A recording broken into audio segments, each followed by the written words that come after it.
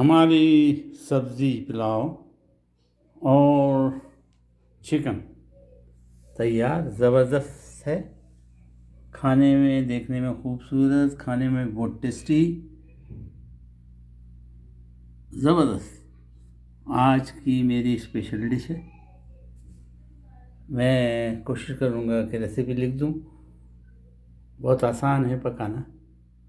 उम्मीद है आप मुझे दुआओं में याद रखेंगे। अल्हम्दुलिल्लाह।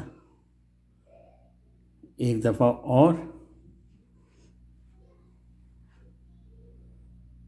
सब्ज़ी पुलाव, चिकन स्पेशल।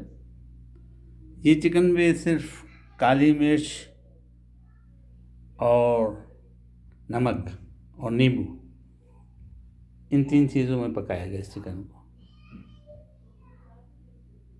उम्मीद है आप भी बनाएंगे। उम्मीद है दुआओं में ज़रूर याद रखेंगे।